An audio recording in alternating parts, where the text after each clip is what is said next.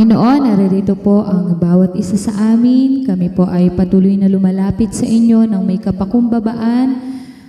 Pakalinisin niyo nga po ang bawat isa, saliksikin niyo po ang aming puso, saliksikin niyo po ang aming isip, sapagkat nais po namin maging karapat-dapat na lumapit po sa inyo sa mga oras na ito.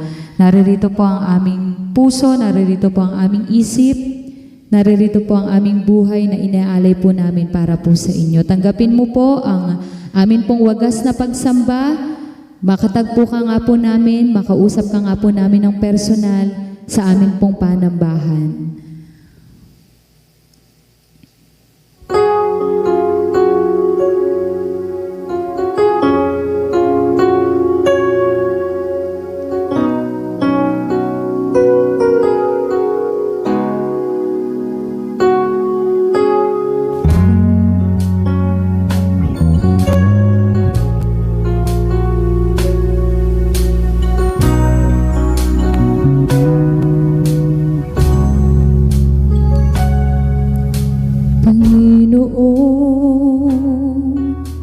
Sa'yo ako ay laging sasamba,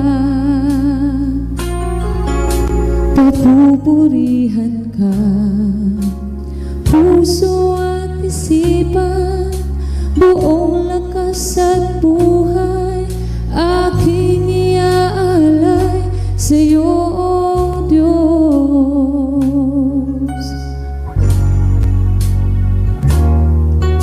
Sa'yo ako ay laging sasamba, papupurihan ka, puso at isipan, buong lakas at buhay, aking iaalay sa'yo, O Diyos. Purihin ka,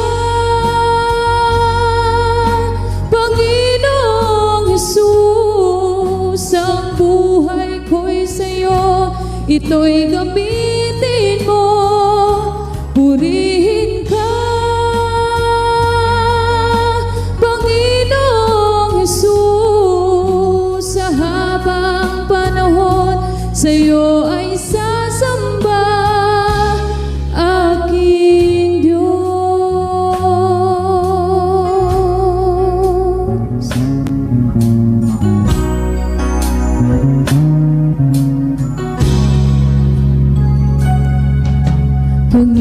Panginoon, sa'yo ako ay laging sasamba, papupurihan ka, puso at isipan, buong lakas at buhay, aking iaalay sa'yo, O Diyos. Purihin ka, Panginoong Jesus, ang buhay ko'y sa'yo, ito'y gamitin mo. Purihin ka, Panginoong Jesus, sa habang panahon sa'yo ay sasamba. Purihin ka, Panginoong Jesus, ang buhay ko'y sa'yo, ito'y gamitin mo. Purihin ka, Panginoong Jesus, sa habang panahon sa'yo ay sasamba aking Diyos.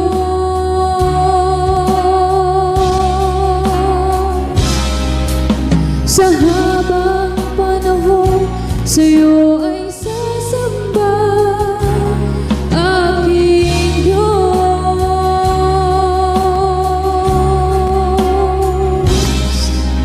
Sa habang panahon sa'yo ay sasamba aking Diyos.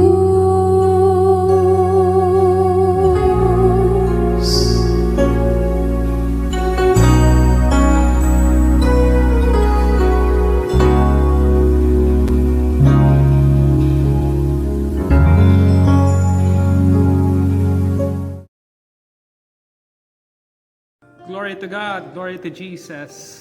Kumusta na po mga kapatid? Welcome po kayo sa ating The Sanctuary Assembly of God prayer meeting every Wednesday ng 7 p.m. Kung kayo po'y nakatunghay ngayon, salamat sa inyo at sama-sama po tayong dumulog at manalangin sa ating Panginoon. Sa ating pong pagpapasimula, hilingin po natin ang basbas ng Panginoon sa ating pong gawain ngayong araw na ito. Tayo manalangin, dakilang Diyos. Ama namin nasa langit, pinupuri, tinadakila, sinasamba ka namin, salamat sa iyong kabutihan, salamat sa iyong katapatan, patuloy po kami nagpapasalamat sa iyo pong habag, sa iyong biyaya sa amin. Sa aming pong pagdulog, humingi po kami ng kapatawaran sa aming mga kasalanan. Sa pamamagitan po ng banal na dugo ng Panginoong Hesus, kami po'y nagpapalinis, nagpapahugas sa pamamagitan po ng kaniyang katuwiran. Kami po ay patuloy na pagindapatin mong maging karapat-dapat sa iyong banal na harapan. Paspasan mo po ang bawat bahagi ng gawain ito. Pangunahan mo po kami, Ama, at patuloy na hiling namin ang pakikipisan, ang kapuspusan ng iyong banal na Espiritu sa bawat bahagi, sa bawat ipapanalangin namin. Ngayon pa lamang, inaangkin na po namin ang iyong tugon, inaangkin na po namin ang iyong banal na presensya, Panginoon, sa mga nasa tahanan, sa bawat isa na nanonood ngayon, nakikiisa sa gawain ito. Hinihiling ko po ang iyong basbas sa aming lahat. Ito po ang aming dalangin. Ito po ang aming hiling sa pangalan ng aming Panginoong Hesus. Amen. Amen. Amen.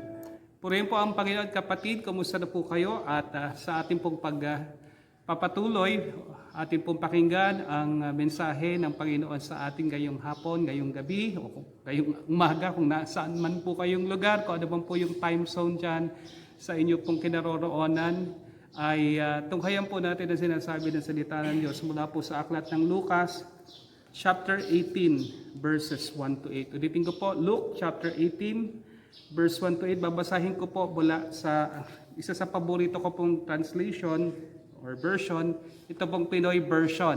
Napakaganda po. Kung kayo po'y makakakuha ng kopya ng CP, ng Bibliyang ito, napakaganda pong basahin itong Pinoy version. Ano po sinasabi sa Luke 18, verse 1. Nagkwento si Jesus ng parable sa mga disciples niya para turuan silang mag-pray lagi at huwag ma-discourage. Sabi niya, sa isang bayan may isang judge na walang takot sa Diyos at walang respeto sa tao. Meron ding doon na byuda na laging pumupunta sa judge. Sinasabi niya, bigyan mo ng hustisya ang kaso ko. Sa simula, hindi siya pinapakinggan ng judge. Pero sa katagalan, napag-isip ang judge. Kahit di ako natatakot sa Diyos at wala akong respeto sa tao, ibibigay ko na sa biyudang ito ang hinihingi niyang hustisya. Kasi ginugulo niya ako lagi. Kung hindi ko ibibigay, mai-stress naman ako kasi di niya ako pipigilan. At sinabi ng Panginoon, makinig kayo sa sinasabi ng masamang judge. Di ba ibibigay ng Diyos ang hustisya sa mga pinili niya, sa mga nagpe-pray sa Kanya, araw at gabi? Patatagalin pa ba niya bago siya tumulong sa kanila? Sinasabi ko sa inyo, ibibigay niya agad sa kanila ang hinihingi nilang hustisya. Kaso may makikita ba ang Son of Man ng mga taong may pananalig pag dumating na siya? Ulitin ko po yung sinasabi ng verse 6. Makinig kayo at sinasabi ng masamang judge. Di ba ibibigay ng Diyos ang hustisya sa mga pinili niya, sa mga nagpe-pray sa Kanya, araw at gabi? Patatagalin pa ba niya bago siya tumulong sa kanila? Pinagpalano po ng Panginoon ang pagkabasa ng Kanyang buhay at makapangyarihang salita. Mga kapatid, ang ating pong mensahe ngayong araw na ito ay pinamagatan nating The Challenge of Prayer. Alam niyo po, ang pananalangin ay malaking hamon. Amen? The challenge of prayer. Prayer is hard work. No? Prayer is not easy. Ginamit nga natin nung nakaraan yung wrestling in prayer. Ginamit natin si Epaphras and even the Lord Jesus, di ba? He agonized in prayer. He wrestled in prayer. So makita po natin ang purpose po ng Panginoong Jesus sa pagkikwento ng parable na ito ay para turuan ang kanyang mga disciples, including us, na laging mag-pray at huwag kaagad madi-discourage. Kasi nga po, ang prayer ay challenging. Amen? Maraming mga tao ang nagsisimula po sa panalangin at pag kalaunan hindi na po nagpapatuloy. Sila po'y tumitigil na. Why? Because they were challenged. Amen? Naging malaking challenge po sa kanila ang prayer. Let me propose yung mga ilang challenges na ibinibigay po sa atin ng prayer. Una, prayer challenges our pride. Amen? Prayer challenges our pride. Alam niyo mga kapatid, prayer is hard for us because it forces us to admit our weaknesses, our spiritual impotence, our inadequacy. Hinahamon, challenge po ng pananalangin yung ating pride, yung sense or feeling natin ng self-reliant, self-sufficiency. Amen? Winawasak po ng konsepto ng pananalangin yung pagiging mayabang natin. Kasi pag nanalangin ka, yun po ipag-amin na hindi mo kaya sa iyong sarili. Amen? So we must come to God, kagaya po ng widow na ito na lumapit siya doon sa judge, amen, na nagpapakumbaba, recognizing our inadequacy before God. Hindi ka pwedeng lumapit sa Diyos nang ikaw po ay nagmamalaki. Amen.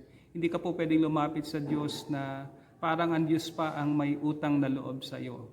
Kapatid, isa ho sa hinahamon, isa sa challenge ng panalangin ay yung pong ating pride, yung ating kayabangan. When we pray, we must acknowledge that we are limited. We must acknowledge that without God, we are nothing. Amen. Kagaya ng widong ito, nagpakumbaba siya dahil kailangan po niya ng hustisya. Yung pangangailangan niya nagtulak sa kanya na lumapit dun sa hukom kahit alam niyang yung hukom na yon, kabalitaan po sa lugar na yon, sabi ng Panginoon ay walang pakundangan sa Diyos, sa kapwa niya. Subalit ito pong babaeng ito dahil kailangan niya ng hustisya, siya po ay nagpakumbaba. Amen. Prayer challenges our pride. Amen. When we pray, when we come to God, let us come like this widow, recognizing our inadequacy before God. Amen. Hindi lamang po yun mga kapatid, idagdag pa po natin itong ikalawa. Prayer challenges our persistence. Or sa ibang salin, patience. No? Yung ating pong pagtsatsaga, yung ating pong pasensya. Kung hindi ba tayo basta-basta susuko, hindi tayo basta-basta aayaw, hindi tayo basta-basta bibigay. In fact, ito nga po yung dahilan kung bakit ang Panginoong Hesus ikwinento niya ito pong parable na ito. Ang sabi niya, sinabi ng Panginoong Hesus ang parable na ito para ang kanyang mga disciples ay mag-pray at wag basta-basta ma-discourage. Ang sabi po sa verse 1. So tayo po ngayon, tayo yung mga present day disciples or followers ni Jesus. So ibig sabihin, by extension, ito pong parable na ito ay para din sa atin. Amen. Alam kasi ng Panginoong Hesus na napakadali po nating bumigay or napakadali po nating umayaw. Lalong-lalo na po sa pananalangin. Lalong-lalo na kung hindi pa po tinutugon yung ating hinihiling, umayaw kagad tayo, tumitigil kagad tayo sa pananalangin. Konti na lang pala ibibigay na. So ito po yung aral na tinuturo ng parable na ito. Hindi lamang siya challenge yung ating pride, siya challenge din po ng parable na ito mga kapatid, yung ating persistence. No? Yung ating patience sa pananalangin. Itong babaeng ito, hindi siya tumitigil. Araw-araw, pumupunta siya sa hukom at kumakatok sa kanyang tahanan at nagsasabing bigay mo sa akin yung hustisya. Bigyan mo ako ng hustisya. Amen. So syempre nung una yung hukom ay medyo pinapangatawanan po niya yung kanyang reputasyon na isang matigas na tao, no? Nagmamatigas siya sa babaeng ito. Pero itong babaeng ito, sabi po itong balo, siya po ay mapumilit. No? Hindi siya tumigil sa kanyang paghingi ng hustisya, araw-gabi. Amen. At nagbunga naman po yung kanyang pagiging persistent, yung kanyang pagiging mapumilit. Kailangan po natin ng persistence sa panalangin. Bakit? Prayer can lead us to discouragement pag hindi po tayo naging maingat. No? Pag hindi natin ginagawang madalas, o kaya yung mga tugon natin hindi po tayo tinutugon ng Diyos doon sa hinihingi natin kaagad, no? Yung agad-agad. Sanay kasi tayo sa instant eh. Pag na-delay po yung tugon ng Lord, nadi-discourage tayo. So yun yung mga panahon na kailangan po nating maging persistent. Amen? Because prayer can lead to discouragement if we will not be careful. Ano pa po? Prayer is hard work. It is a forceful, agonizing activity of our whole person. The mind, the body, at syempre, yung atin pong will. No, lahat po ay involved sa pananalangin. Jesus Himself, ang sabi po sa Bible, Hebrews chapter 5, verse 7, basahin niyo po yun. No? Talagang in the days of His life on earth, ang sabi, He offered to God supplications and groanings. No? Ganun po ang naging panalangin ng Panginoong Jesus, mga kapatid, marubdob, talagang with passion, with emotion. Ganun po ba yung panalangin nyo? Are you desperate enough na yung panalangin mo talagang with groaning? Amen? Ang sabi po ng Luke chapter 22 verse 44, in the Garden of Gethsemane, nung nanalangin po ang Panginoon, He agonized. No? He wrestled, yung word na agonizomai, di ba? He wrestled in prayer to the point na yung pong kaniyang mga capillaries, yung kanyang mga ugat nagputukan at humalo po yung kanyang dugo sa kanyang pawis. No? Pinagpawisan po siya ng dugo. Mga kapatid, sa sobrang tindi ng kanyang pananalangin sa Panginoon. You see, hindi ho ang panalangin dapat petex-petex lang. Prayer is hard work. Amen. So we must wrestle in prayer like the Lord Jesus, like Epaphras, and we must be persistent in prayer. Kagaya po ng babaeng balong ito na hindi tumitigil sa pagkatok, sa pagtawag, sa paghingi. Amen. Amen. Mga kapatid, when we receive no as an answer, we must go on praying. Kasi sabi dun sa kwento yung hindi nakikita nung balo, pero ang sabi ng Panginoon, yung judge, araw-araw may nangyayari sa kanya. No? There was change in the heart of this judge. No? Ang sabi niya sa sarili niya, nakukulitan na ako naiirita na ako sa babaeng ito. Ibibigay ko na nga rin yung kanyang hinihingi. No? Yung akala nating walang nangyayari, kapatid, may nangyayari pala. No? Something is happening. No? All the while that we are praying, something is happening. Kaya nga we must keep on praying even when we cannot see what is happening. Kasi malay natin, andyan na, paparating na. Andyan na po yung inihahandang tugon sa ating panalangin. Hindi nakita ng balong ito yung pagbabago o yung nangyayari doon sa judge. Pero in due time, malalaman niya kasi ibibigay din or ibinigay din yung kanyang hinihinging hustisya galing po sa masamang judge na ito. Amen? Ganun po ang nagagawa ng persistence, mga kapatid. Yung pagiging mapumilit, yung pagiging matyaga, we must persist in praying even when we receive no as an answer. We must not stop praying. No? We must go on praying. Amen. Sapagkat mayroon pong reward yung persistence sa pananalangin. So nakakadalawa na po tayo, mga kapatid. China-challenge po ng prayer yung ating pride, yun yung una. Pangalawa, china-challenge po ng prayer yung ating persistence. Panghuli po sa ating mensahe ngayon, china-challenge po ng prayer yung ating perspective, yung ating pananaw. Amen. Paano po yun, mga kapatid? Kagaya po ng sinabi ko kanina, hindi natin nakikita sa ating mga mata, pero may nangyayari. Hindi natin nakikita, wala pong nangyayari. So kailangan po nating tingnan, hindi sa mata ng atin pong physical, kundi gamitin po natin yung mata ng pananampalataya na ibinigay sa atin ng Panginoon. Sa ating pananalangin, may nangyayari. Amen? God is preparing some things, some good things for us. All the while, something is happening. So we must keep on praying even when we cannot see what is happening because God is doing something. Amen. Amen. Hallelujah. Hallelujah.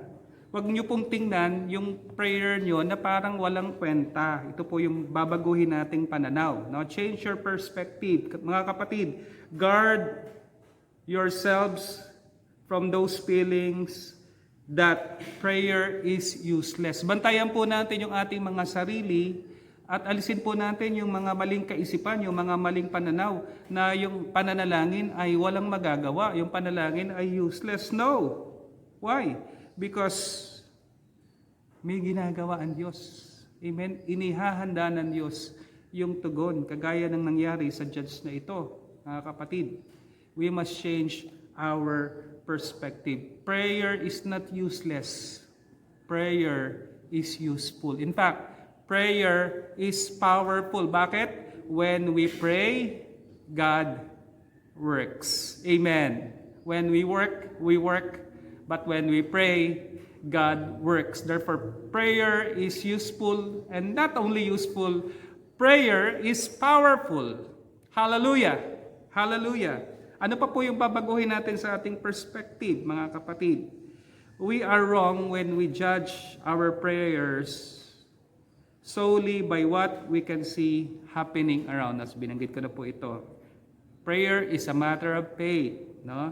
Prayer is taking God at His Word. Yung kanyang pangako, yung panghahawakan natin, yung mga pangako ng Panginoon, kagaya ng isang awit.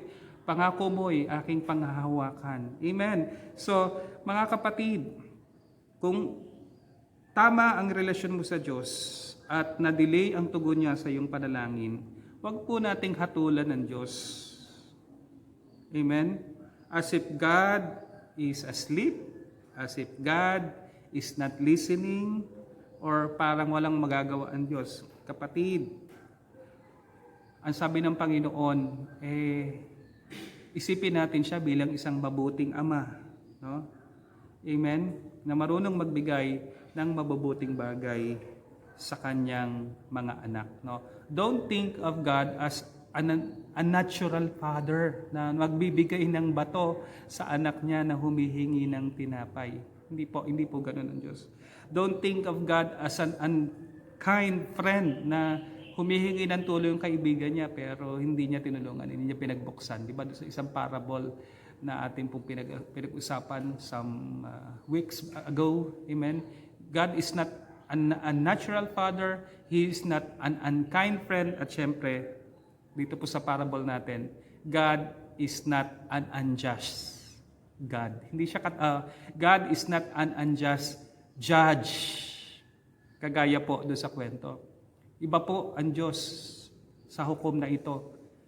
Sapagat ang Diyos natin ay makatarungan, ang Diyos natin ay mabuti, ang Diyos natin ay mabait, God is gracious, God is kind, God is loving. Amen. Baguhin po natin yung pananaw natin na ang Diyos galit sa atin. No, God loves you. Ipinagkaloob nga niya yung kanyang bugtong na anak para sa iyo. Gaano pa kaya yung pangangailangan niyang hinihingi mo, kapatid? Hallelujah. Hallelujah. Come to God like the widow. Dito po sa ating kwento. Magtiwala ka. Itong widow lumapit dun sa unjust judge. Kahit alam niyang unjust yung judge. Tayo, meron tayong mabuting Diyos. Meron tayong Ama sa langit na pwede po nating lapitan. At ang sabi niya, lumapit kayo sa akin. Humingi kayo sa akin. At kayo ay aking pagpapahingahin. Kayo ay aking tutugunin. Amen. Amen. Isa pa po mga kapatid na kailangan nating baguhin, yung focus. Yung maling focus natin, yung maling perspective natin. Bakit? We focus on the product, but God focuses on the process. Ano po ibig sabihin nun? Ang hinahanap natin ay sagot. Amen? We are all looking for the answer, no? Sa ating pong panalangin. Yun ang hinahanap natin. Pero ang hinahanap po ng Diyos ay isang taong mananalangin. Amen? Who will trust Him even when he cannot see the answer. Mas concern ng Lord doon sa process. No? Hindi doon sa product. No? Na sa iyong pananalangin, namomold ka. Sa iyong pananalangin, mas lalo kang nagiging godly. Sa iyong pananalangin, natututo kang maghintay sa kalooban ng Diyos. Natututo kang sumunod, natututo kang magtiwala. Mas importante sa Panginoon yon kaysa tugunin niya kagad yung iyong panalangin. So ito po yung perspective na kailangan nating baguhin, mga kapatid. We are more focused, we are more wrapped up with the product, but God is more focused, He's more concerned with the process. At pag tayo'y handa na, nagawa na yung process sa buhay natin, handyan na yung tugon ng Panginoon. Ang sabi nga, the greatest blessing of prayer is not in receiving the answer, but in being the right person that God can trust with the answer. In other words, hindi po yung tugon sa panalangin ang pinakamaganda patungkol sa panalangin. Ang pinakamaganda po tungkol sa panalangin ay yung maging pinakamabuti ka, yung the best ka, at handang-handa ka sa tugunan Diyos sa iyong panalangin. That is the best part of praying. Kaya nga, when God delays, He doesn't deny. When God delays, He deals with us. Amen? Minomold tayo ng Panginoon. At pag dumating na yung tugon, sabi nga, sa tamang panahon, magugulat tayo. Hindi lang yung tugon ang pinakamaganda, kundi yung naging pagbabago, yung naging proseso sa buhay natin. Amen. Hindi yung tugong kagad ang makikita natin, kundi yung ginawa ng Diyos sa ating buhay. Bigyan ko yung halimbawa, nananalangin kayo ng mapatawad yung tao na gumawa sa inyong pagkakamali. No?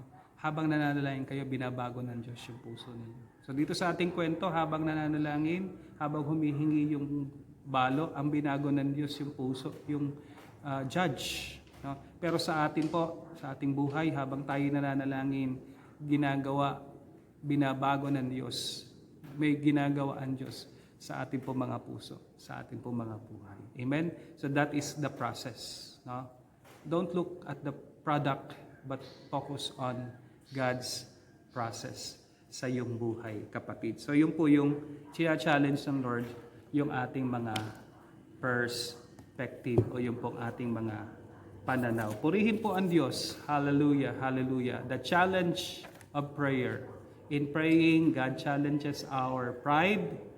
God challenges our persistence. At syempre, God challenges and changes our perspective. Pagpalain po tayo ng Panginoon at muli tayo po'y darako sa panalangin. Tayo manalangin, Panginoon, salamat po sa mensaheng ito at patuloy na hamunin mo po kami sa amin pong pananampalataya, sa aming buhay panalangin.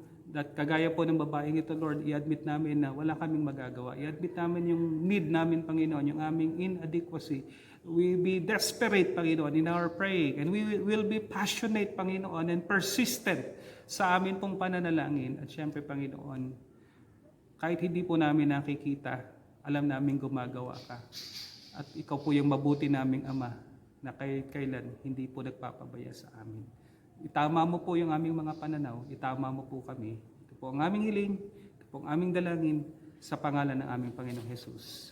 Amen. Amen. Ngayon pong araw, mga kapatid, atin pong idulog sa Panginoon. So ngayon po, sa inyong mga pamilya, isa po yung manguna para po sa inyong pamilya, no? Para po sa inyong pangangailangan, para sa inyong kahiligang panalangin. Amen? So bibigyan ko po kayo ng time, mga kapatid, at sasedyohan ko po sa panalangin. Amen? Sige po, isa po yung mag-lead sa inyo, sa inyong sambahayan ngayon, o kung ikaw may nag-iisa, ipanalangin mo yung pamilya mo. No? Let us pray together now, in Jesus' name. Hallelujah.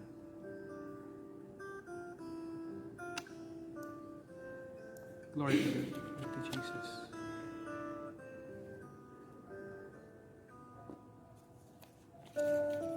Thank you, Lord. Thank you, Jesus.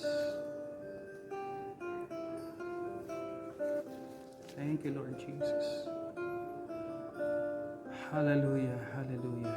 Thank you, Lord. Thank you, Lord. Thank you, Lord Jesus. Amen, amen, amen. Thank you, Jesus. Hallelujah. Hallelujah, hallelujah. Salamat po, Panginoon, sa mga panalangin ng aking mga kapatid sa kanilang mga tahanan. Basbasan mo po at patuloy na pagpalain ang mga pamilyang ito. Patuloy na nakikiisa po ko sa kahilingan nila, Panginoon, para sa kanilang pamilya. Naway ito'y tugunin mo sa iyong panahon, sa iyong paraan. At patuloy na nagtitiwala po kami na ikaw yung Diyos na mabuti, tapat, ikaw yung Diyos na mapagmahal. Kahit kailan, hindi mo po kami iiwan, hindi mo po kami pababayaan. Salamat po, Panginoon, sa pangalan ng aming Panginoong Jesus. Amen. Amen. Ngayon po, mga kapatid, magpatuloy po tayo sa pagdulog sa Panginoon. Marami po tayo, mga kapatid, na nangangailangan po ng panalangin para sa kagalingan at sama-sama po tayong manalangin para sa kanila. Amen. Kung meron po kayong maalala, bukod po sa mababanggit ko ngayon, ay isama po natin sila sa panalangin. Amen. Hindi po tayong manalangin, dakilang Diyos, patuloy po kaming nagtitiwala at patuloy po namin kinikilala na ikaw ang aming Diyos na mapagpagaling, ikaw ang aming dakilang manggagamot. Patuloy ko pong itinataas sa iyo ang kahilingan ito para sa kagalingan ng aming mga kapatid na may karamdaman ngayon. Una na po namin tinataas si Brother Paul Mabini na nagsuffer po siya ng heart attack. Panginoon, ikaw po ang patuloy na magpagaling sa kanya, Panginoon. Yung healing and recovery, Panginoon, sa kanyang heart attack. In Jesus' name, in Jesus' name. Loobin mo po na babalik ang sigla ng kapatid namin ito, Panginoon, at gamitin mo yung mga gamot, yung mga karunungan ng mga doktor, Panginoon. Pero ikaw pa rin ang tunay na nagpapagaling, Panginoon. So right now, Lord, we pray for a miracle para sa kanya, yung pong provision mo sa kanyang buhay, Ama, sa pangalan ni Jesus. Sa pangalan ni Jesus, maging pag-iingat mo sa pag-uwi ni Sister Cecil, Panginoon, from UAE. Ikaw po mag-ingat sa kanya, Panginoon, maging ayos po yung kanyang biyahe at makarating siyang ligtas dito po sa Pilipinas. Maging yung pangangailangan po nila para po sa mga gagawin pang procedure para kay Brother Paul. Lord, ikaw po ang magbigay, ikaw po ang mag-supply sa pangalan ni Jesus. Patuloy ko pong hinihiling, maging yung kagalingan ni Nanay Linda Daang na ngayon po ay nasa UST Hospital dahil po sa pagtaas sa kanyang sugar at ang iba pong mga kadahilanan, Panginoon, yung sa kanyang pamamasa. Lord, hinihiling namin, Panginoon, ang patuloy na kagalingan mo ay maranasan po ni Nanay Linda. In Jesus' name we pray, maging provision mo po sa kanila, maging kaaliw at kalakasan sa buong Daang family. Sa pangalan ni Jesus, hinihiling ko rin po ang kagalingan ni Brother Jonas, Panginoon. Ikaw po ang patuloy na magbalik ng sigla sa kanya pong katawan at patuloy na yung pong ano man yung nagdudulot sa kanya ng panghihina, ng panglalata, ikaw po ang magbalik ng sigla ng lakas sa kanya. Sa pangalan ni Jesus, yun din po provision mo sa buong Victoria family, sa pangalan ni Jesus, sa pangalan ni Jesus. Hiling din po namin ang kagalingan kay Lola Angel na yung pong nangyaring aksidente sa kanya, Panginoon, yung kanyang naging tahi, Lord, naway mabilis itong maghilom. Sa pangalan ni Jesus, sa pangalan ni Jesus, ikaw po patuloy na mag-ingat sa kanya, sa lahat po ng mga senior citizens, Panginoon, ng aming po mga kapatiran. Hinihiling ko rin, Panginoon, ang iyong kagalingan kay Nanay Pachi Robelos, in Jesus' name, in Jesus' name. Maging kay Tatay Danny Del Rosario, Panginoon, ikaw po ang patuloy na magpalakas at magmagaling sa kanya. Kay Pastor Dante Cruz, Panginoon, we pray your healing touch be upon your servant. In Jesus' name. In Jesus' name. Nagpapasalamat din po kami sa kagalingan ni Ate Myla Lopez, sa kanyang pong sore throat. In Jesus' name. At sa buong Lopez family, we pray your protection be upon them. And we pray your good health para sa kanila. Maging sa Ampon, Pahardo family, we pray protection and guidance and good health, lalong-lalo na po kay Mami Trining Ampon. In Jesus' name. Nagpapasalamat din po kami sa naging matagumpay na operation ni Johnson Kilala, we pray for quick recovery, Panginoon, at yung provision mo, yung patuloy na pagpapanauli ng kanyang lakas, ng kanyang sigla, sa pangalan ni Jesus. We pray for Baltasar family, Panginoon, yung pag-iingat mo, yung paggabay mo sa kanila, kay Brother Eric, Sister Helen, Panginoon, sa kanilang mga anak, Lord, ikaw ang patuloy na magpagaling kay Brother Eric at yung kalakasang espiritual sa buong pamilya Baltasar at kalaguan nagmumula sa iyo. Kay Hannah, kay Eson, Panginoon, kay Joban at maging kay JC. In Jesus' name, maging sa Sampang family, we pray your protection, your guidance, and we pray for good health, Panginoon, kay Ate Heidi, Brother Joy, kung patuloy na kagaling at kalakasan, maging kay Joshua, Panginoon, we pray for your blessings sa mga kapatid namin ito. Maging sa Cruz family, we pray for Ato and Jorain, maging kay Tracy at kay Bam, we pray your special blessings sa pamilya Cruz, sa pangalan ni Jesus, sa pangalan ni Jesus. Sa Perez family, kay Sister Gertie, yung kalakasan at pag-iingat mo po ay sumakanila. Inaalala din po namin ang iba pa naming mga kapatiran, ang Mananghaya, Alday family, we pray for them. Ang Moratalia family, Galicia family, we pray for them in Jesus' name. Ang De La Cruz family, sila Gio, Duyula, maging ang mga bata, Panginoon, kapag patuloy na mag-ingat sa kanila, at maging kila Brother Nap at Sister Nida, Panginoon, ang iyong basbas sa kanila pong pamilya, Ama, sa pangalan ni Jesus. Hinihiling din po namin, Panginoon, ang iyong pag-iingat at paggabay sa buong Dayaw family, kila Brother Ben, Sister Mirna, sa kanilang mga manugang, anak at mga apo. Sa pangalan ni Jesus. Moratalia family, we remember them in prayer. In Jesus' name.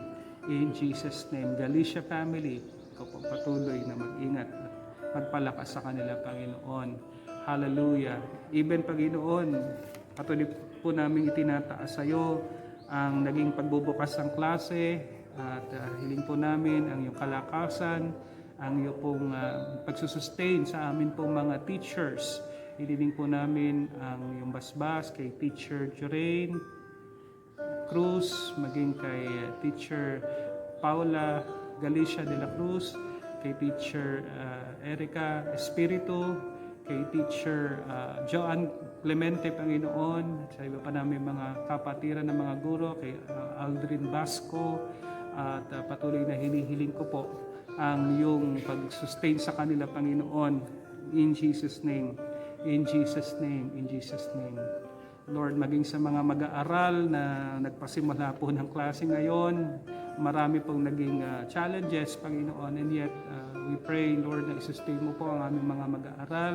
Ano man po yung kapamaraanan na ginagamit, whether ito ay online, blended learning, or ito po ay module, Ama, i-sustain mo po ang mga mag-aaral na ito sa pangalan ni Jesus. Maging yung mga kailangan po nilang gadget, internet connection, yung kailangan nilang budget, Panginoon, ikaw po mag-sustain. Lalo na po yung mga magulang na gagabay sa kanilang mga anak sa pag-aaral po ng blended learning, Panginoon. Malaking challenge po sa mga pamilya ang bagong setup na ito. Pero aming Diyos, kinikilala namin na ikaw ay mabuti at alam namin, Panginoon, na mapagtatagumpayan din po namin ang challenge na ito ng blended learning sa amin pong mga pamilya, Panginoon. Patuloy kong hinihiling at patuloy ko pong dire-request, Panginoon, ang kagalingan ng baby Hananaya na anak po ni Pastor Joseph, Pastora Lara sa Nueva Ecija. Ikaw po magpagaling sa batang ito, Panginoon. May mga infection po siya sa kanyang katawan, sa kanyang meron po siyang pneumonia, Lord. We pray for healing, we pray for miracle kay baby Hananaya. In Jesus' name, in Jesus' name, in Jesus' name. Hallelujah. Ayan, salamat po sa inyong pakikiisa at kahit po tapos tayo ating online prayer meeting, ay magpatuloy po kayo sa inyong mga tahanan sa pananalangin at paglaan po kayo ng time na hilingin sa Diyos yung iyong mga prayer requests. Amen. Kung nais nyo po ng panalangin, pwede po kayong mag-message sa akin. I-PM nyo po ako para sa inyong prayer request o kaya sa atin pong Tisag Family GC para maisama po natin sa panalangin ang inyo pong kahilingan sapagkat ang Diyos ay tumutugon at meron pong kapangyarihan yung sama-sama at yung nagkakaisang panalangin. Amen? There is power in agreement. Amen. So, muli, PM is the key. So, padala niyo po kami ng patotoo kung kayo po ay nakatanggap ng tugon sa inyong mga panalangin. At isi-share po namin yung inyong mga testimony sa mga susunod po nating gawain, no? Especially sa ating pong prayer meeting. Ganon din po mga kapatid, patuloy nating suportahan, mag-comment, mag-like at i-share po natin yung ating mga online videos, ang ating mga ministry, yung ating worship service every Sunday ng 8:30 in the morning. Na ngayon po ay live stream. Ito pong ating prayer meeting every Wednesday ng 7 p.m. Normally, ito po ay recorded. At yung pong ating KC, King's Castle, yung ating children's ministry na ginagawa po every 10 a.m. ng Sunday. Amen. So patuloy po nating suportahan ng mga gawain ito. I-share po natin. Magaganda po yung mga mensahe at para po mas marami po yung mapagpala ng salita ng Diyos at magbigay ng kalakasan, kaaliwan sa kanila yung mga mensaheng ipinapahayag po. Ngayon po sa ating pagtatapos ay tayo po'y manalangin. Salamat po Panginoon sa tagumpay ng gawain ito at patuloy na kinikilala namin na ikaw ay kumilos, ikaw ay tumugon na at kung paano sa mga ipinalangin namin, alam namin Panginoon na hindi po nawala ng kabuluhan yung aming pagtawag sa iyo. Pasmasan mo po kami, samahan, ingatan, patuloy na ilayo mula sa mga karamdaman, lalong-lalo na nga po sa COVID-19. Hinihiling ko po ang patuloy na basbas mo sa lahat ng mga pamilya, sa lahat ng mga kapatiran na nakinig, nakiisa sa gawain ito. Hinihiling ko rin po Panginoon ang patuloy na kapayapaan sa aming mga buhay, sa aming mga tahanan, at patuloy na kagalingan sa aming pambansang Pilipinas at sa buong mundo. Basbasan mo po kami, Ama, at patuloy na samahan, patuloy na lingapin, at patuloy na pagpalain.